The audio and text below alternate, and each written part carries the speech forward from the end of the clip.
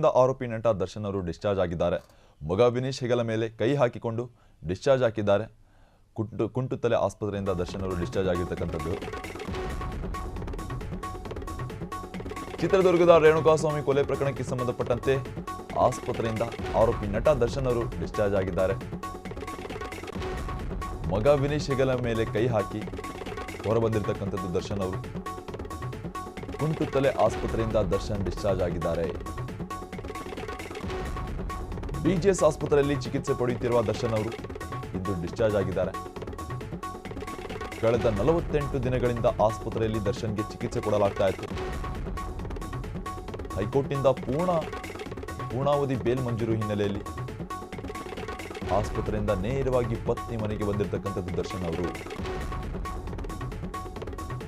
ಹೊಸಕೆರೆಹಳ್ಳಿಯ ವಿಜಯಲಕ್ಷ್ಮಿ ಫ್ಲಾಟ್ಗೆ ದರ್ಶನ್ ಅವರು ತೆರಳಿದ್ದಾರೆ.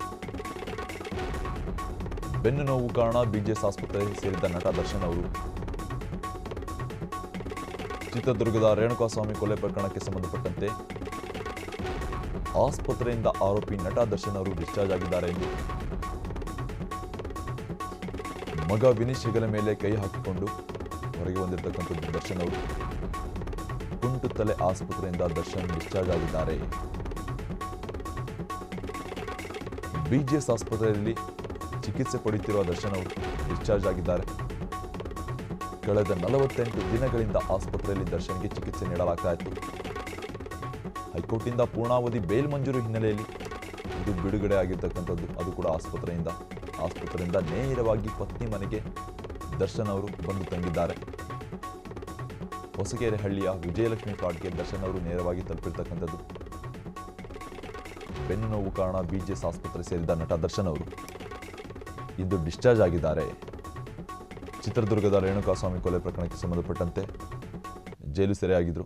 ಈಗ ಪೂರ್ಣಾವಧಿ ಬೇಲ್ ಸಿಕ್ಕಿರೋ ಹಿನ್ನೆಲೆಯಲ್ಲಿ ಆಸ್ಪತ್ರೆಯಿಂದ ಡೈರೆಕ್ಟ್ ಮನೆಗೆ ತೆರಳಿರ್ತಕ್ಕಂಥದ್ದು ದರ್ಶನ್ ಅವರು.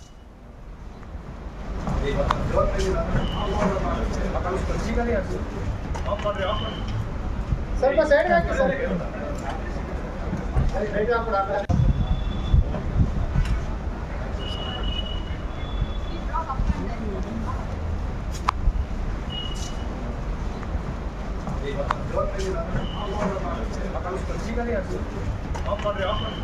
ಸ್ವಲ್ಪ ಸೈಡ್ ಹಾಕಿ ಸರ್.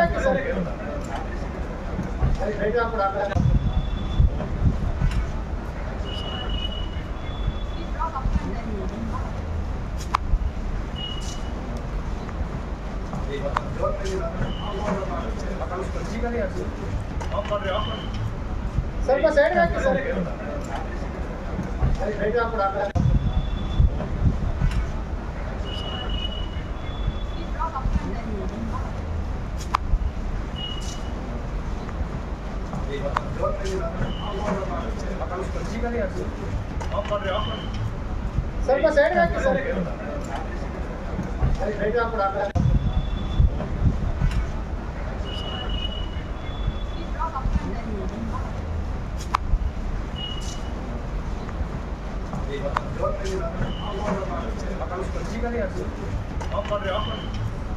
ಸ್ವಲ್ಪ ಸೈಡ್ ಹಾಕಿ ಸರ್.